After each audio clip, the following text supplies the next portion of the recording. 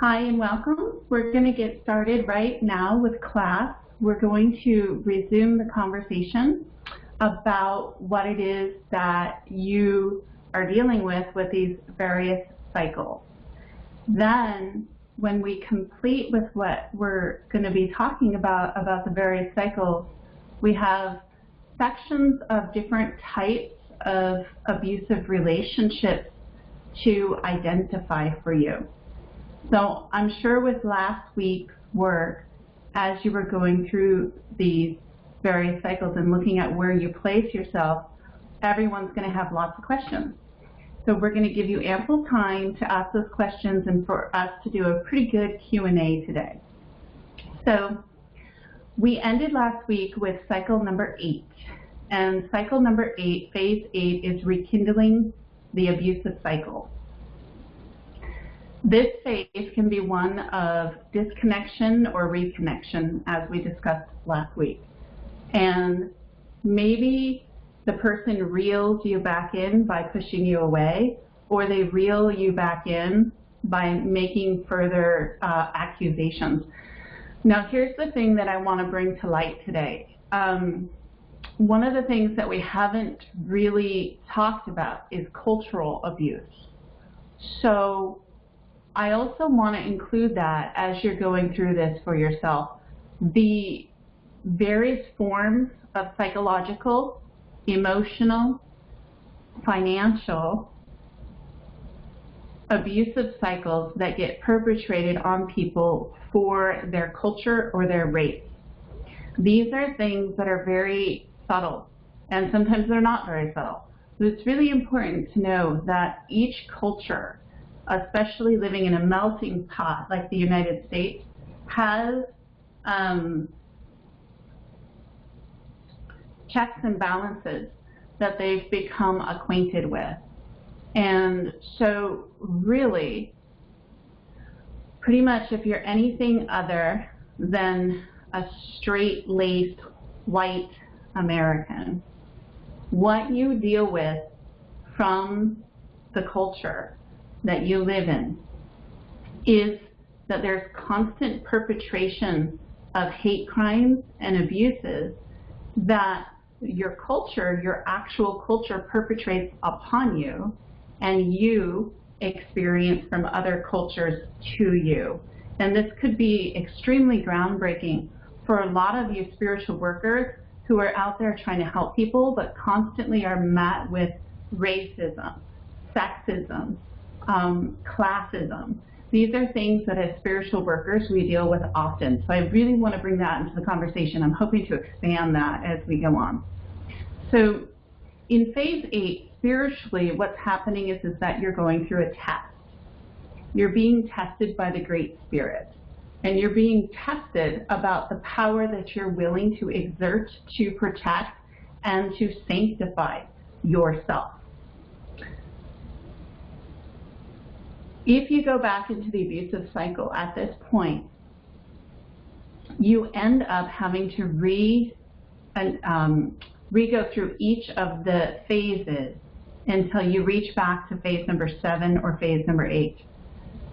You have to realize that if you step out of the abusive tandem and the abusive cycles at this point, that you are going to find a home within yourself. You are going to have a way to blossom your ideas and to live a primarily balanced life, because much of this is very much centered around illusions that get created in your mind about being held back or victimized. The truth is that being a victim is somewhat of a story. It's a fantasy that you live in, and then the world reconfirms that story.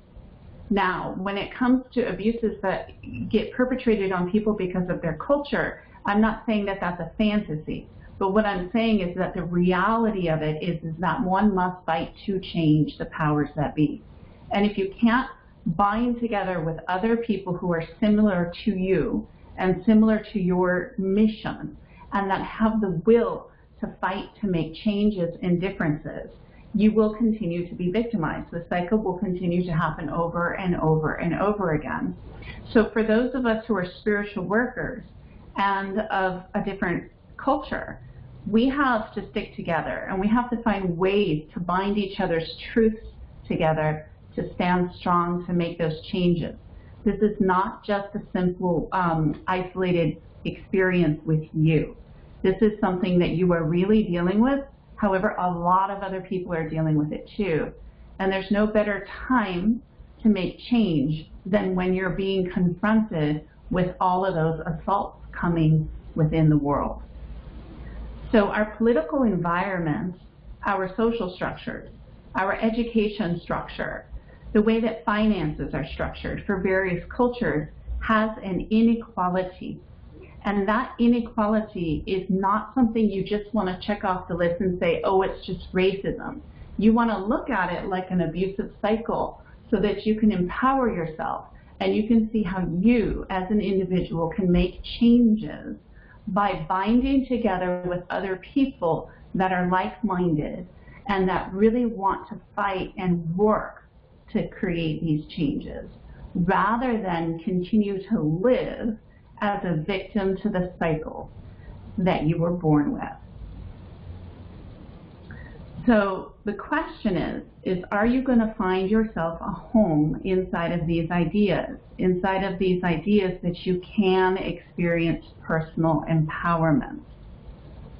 The people who abuse you, the company, the family, you don't know what it means to be outside of these constant influxes of false beliefs.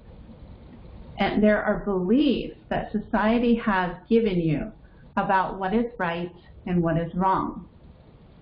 Part of the inlet for abuse is trying so hard to meet other people's social standards, to meet other people's social goals. Having a house, having a marriage, having a family, sticking with the company that you're with, all of that becomes your entrapment.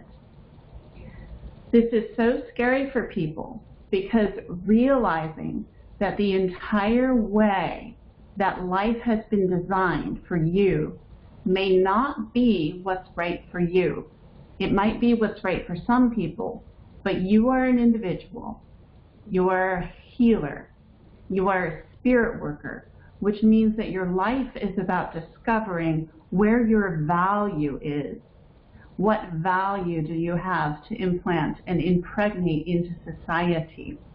And we don't live in the time anymore when shamans, healers, and witches were valued people in society. We are literally charged with the problem, and it's a beautiful problem to have, to reintegrate into our communities and to reteach people how to treat us with respect, how to treat our work as being valuable, and how to treat the strangeness and the difference of who you are as a character as something that was perfectly designed and needs no changing, only cultivation.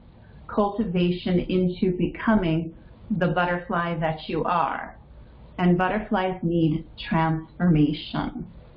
Transformation cannot occur without magic. It cannot occur without spirit. And it cannot occur without pushing through the barriers and through the pain and not giving up. The fear of facing what you believe would be judgment from other people is the key that draws you back into the abusive cycle. The minute you try to adhere to the judgments and change yourself to fit into the societal vision of what you should and what you shouldn't be is what locks you right back into the trap. This is true for people who are addicts. This is true for people who are rebels. This is true for people who are dealing with racism or sexism of some sort, classism. Okay? This is true for any cycle of abusive action that comes to you. Okay, so no matter what it is that your imagery of what you thought you should or shouldn't be, you have to learn to break through that so that you could become more and more of a free and autonomous person outside of these cycles. And every soul is different. It is what your differences are.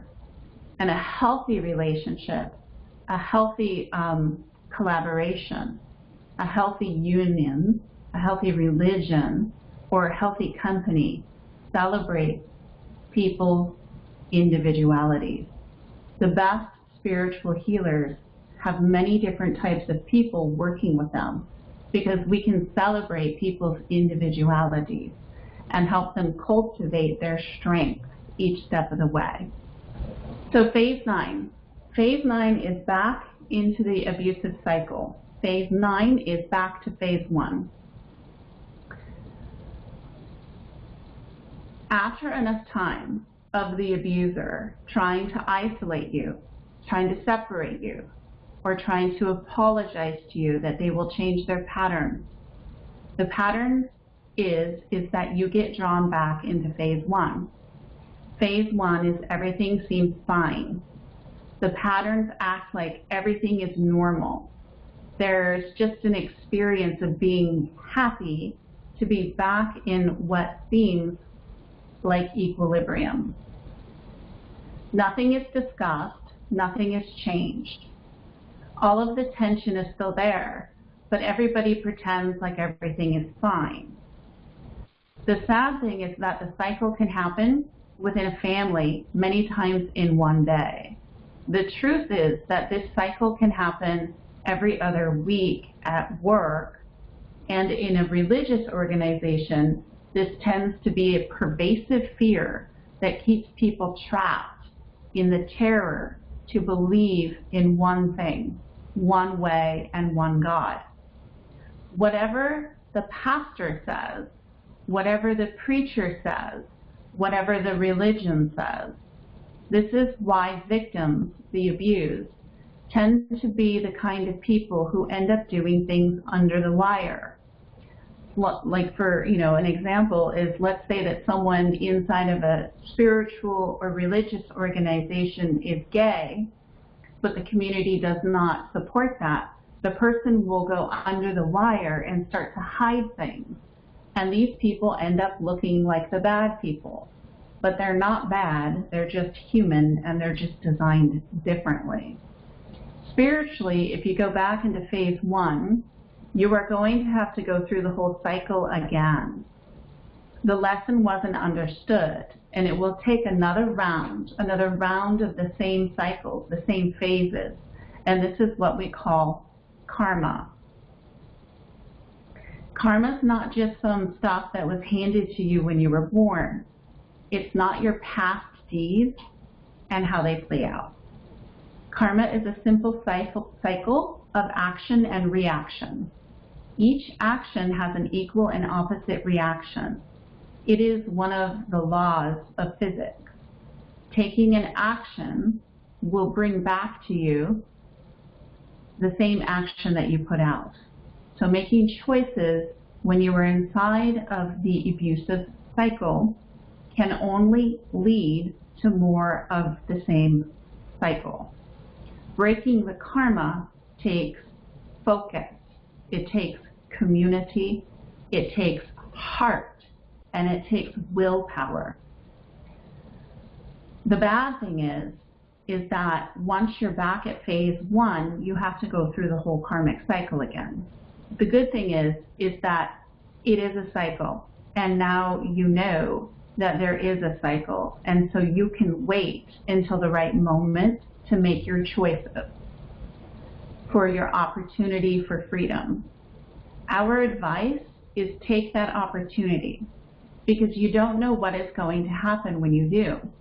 Everything might change, and it will, but it's going to change, and that means that there is going to be a difference. You just don't know what that difference is going to be. So the journey begins with you embarking upon trust in yourself. You don't know if you will be alone. You don't know if you will find other people. You truly don't know. That is why it is impossible to take an act of faith without faith. And this is where we enter love. So let's start talking about what abuse really is. We've just identified the concept of it. We've identified the phases and the cycles, but let's actually get into what it really is. So we're going to start with a conversation about sex. We're going to start with a conversation about movement, your body, and a conversation about ceremony. These are the three major things that get affected by being inside of an abusive cycle. Sex is your ability to create. Ceremony is your connection to faith. And movement is being embodied. So what we're looking here at is the power of creation, the power of faith, and the power of embodiment. The physical, tactile experience of faith, embodiment, and creativity is sex, your physical body, movement, and ceremony. Abuse takes many forms, but abuse affects these three qualities that makes the difference being a human being to being an embodied, sensual, faithful being, a person of true faith, that origination of your belief in something greater is truly within you. And it is unique because it was only given to you in the way that it could be given to you. The ability to experience sensuality, healthy movement, being in your body. If you look at people that are inside of abusive cycles, all of these three things are crushed and kind of taken away. Okay? Abuse takes many forms. Abuse is present in many relationships, and it's present in relationships where you have the experience of disempowerment of your life force. Restoring sexuality, restoring movement, and ceremony in your life after abusive cycles, it creates a safe space to draw forward your power. But true power arises from embodiment, ceremony, and sensuality. Sensuality equals beauty and grace. Empowerment equals action, the concept that you have the ability to change things. And faith provides a larger flow and a larger space for that which you were meant to be, to come into creation and also fruition. Experiencing any disempowerment of your life force can be restored by sensuality, sexuality, movement, and ceremony. Abuse is a situation where you're not getting back what you've put in. It leaves you feeling tired, exhausted, and defeated. Abusive people take away your sense of accomplishment, your sense of joy. So no matter what you do, no matter how hard you work, no matter how hard you strive, you can never accomplish enough. Abusers find a way to intimidate. They intimidate people by tearing them down and taking away the feeling of accomplishment of some of the most basic needs in life, like energy and joy. Often abusers help others to become successful, in that they push them up and they drive them up to be successful. And then they take away the success when you don't give them what it is that they want in return. The abusive cycle, it's not as complex as it seems. but it's important to get these things worked out so that you can have a framework going forward. Usually a person who's being abused is in an illusion. They believe these illusions. So successful people, accomplished people, people who are in the public eye, the public image, a lot of these people experience more entrapment than you would think, because all you see is the outside glam. You don't see what's happening on the inside. Abusive people keep others cloistered. They keep them at home. They keep them insulted. They make them feel small. They create depression. They create feelings of ugliness and sloth. They lead to all of the inner demons. Abuse can be, again, from a relationship with a community, with society, and it certainly is pervasive in our whole world. And it's something that we can go to work on once we get these things identified. So there are emotional signs of abuse. Emotional signs of abuse is low self-esteem, hygiene issues, manic behavior, and fantastical thinking. And there's 3 specific ways that people like to tend to abuse people. But lastly for today, there are 3 specific tactics that the abuser uses. One is the dominator.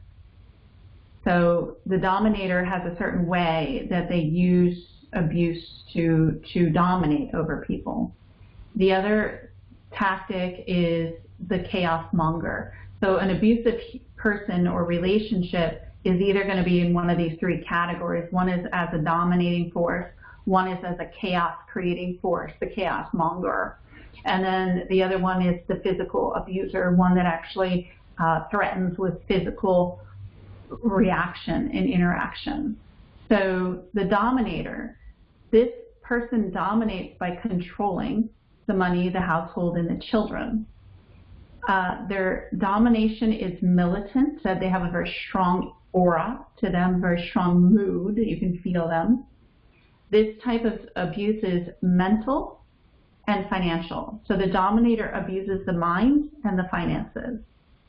That's how the dominator dominates, is mentally. The chaos monger, with this person, there is chaos all around them all the time. And these people like to make themselves seem like they have emotional, mental disorders. And they usually have a list of diagnoses that they've received from various therapists that they use to create the chaos. So this is the chaos monger. There's chaos all the time. There's chaos in the money. They do not pay their bills. They have excessive financial worries constantly. For them, everything is always everyone else's fault. They're very much of a victim person. They have huge emotional breakdowns and tragic life experiences, always crying. And they tend to be self-consumed and narcissistic. They are emotionally abusive individuals. So the dominator dominates through the mind.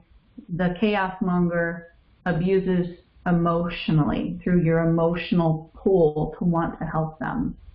They like to find people who are good people because they can leverage a lot of stuff from those good people. The physical abuser is basically that. It's a classic physical person who becomes unhinged from time to time with anger issues. Everyone works to keep them calm. People will do everything to keep the peace, which this person really becomes unhinged if the peace is not kept. And it is, the abuse is physical. So you have physical abuse, you have mental abuse, and then you have emotional abuse. Really, if these people become unhinged, it's not like a fight where you have a little push or a little, healthy fun. This is like sledgehammer to the wall, everything goes crazy, crazy violence. You're going to see this a lot with a lot of police officers, with people in the military, and this kind of stuff, right? Physical abusers. So those are your 3 types of abuse, and how these people utilize them is mentally, emotionally, or physically. So we're going to have you guys go back to the phases this week and look again from this perspective, this fresh perspective, and look at where you are in the cycle and look for yourself, do you have traits of any of the 3 types of abuse? The dominator, the chaos monger, or the physical abuser? Are you inside of a scenario that has any of these 3 traits? And culturally, how have these 3 types of abuse affected you, and where are you in that cycle? All right, so that's it for this week. We thank you guys very much. We look forward to talking to you more. That's your work, is to go back through the phases. God bless.